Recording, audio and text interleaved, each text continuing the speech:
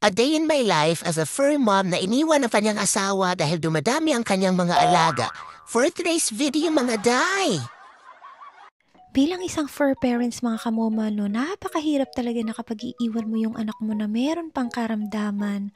Pero minsan wala kasi tayong choice dahil meron tayong kailangang gawin. Although this time hindi nyo pa nakikita yung bunga, pero soon makikita at malalaman nyo din kung ano yung reasons. Akala ko nga talaga dati na ganito lang siya kasimple yung mag-alaga ng pusa, pero hindi pala ganun mga kamoma. Dahil syempre ang turing nga talaga natin sa kanila ay parang mga anak din natin. By the way, nag-flight nga po pala kami papuntang Manila mga kamoma, tapos bumili kami ng seat pero ang ending dyan kami nilagay. Then in-approach ko nga po ang FA mga kamoma, then sinabi ko sa kanya na bumili kami ng seat dahil gusto nga ng anak ko malapit sa may bintana. So sabi niya sa amin maghintay lang daw kami kasi kapag merong available mga kamoma, ililipat niya din kami. So, ayun na nga po mga kamoma, inilipat niya din kami sa front na merong bintana kaya masaya si ate. Unang flight kasi ni ate mga kamoma ay last 2019 pa kaya hindi niya pa masyadong na-appreciate yung mga nagaganap sa buhay niya.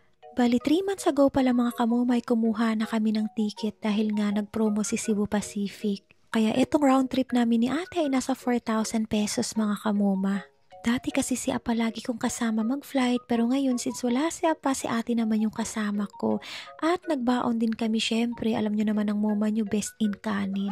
Tapos nga pinakita sa akin ni ate yung kanyang merienda, sabi niya mama sorry dahil hindi ako makapag-share sa'yo since bawal naman sa'yo ang mga nuts. Tapos bigla nga po pala akong inatake ng sinusitis mga kamoma dahil yung sa front namin ay napakabango niya talaga. Alam ko naman na mamahalin yung pabango niya mga kamoma pero hindi ko nga pa rin bet, pero okay lang wala tayong magawa. Alangan naman pipigilan mo yun, isa kanya naman yung pabango na yun. Tayo kasi puro efficacy or omega yung pabango natin.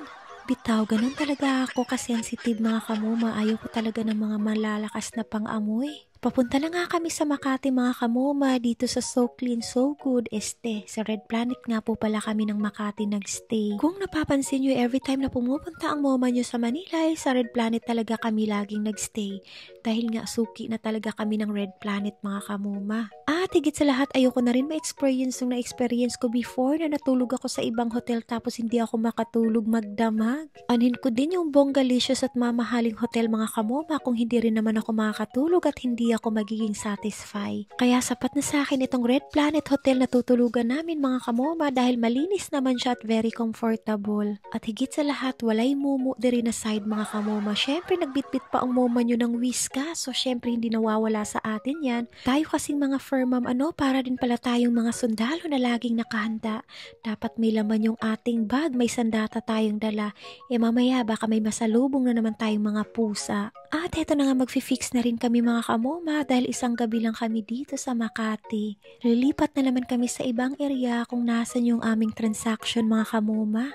Pinag-pray ko na lang talaga mga kamoma na sana magiging okay itong transaction ko basta bahala na talaga si Lord kung ano yung will niya para sa akin.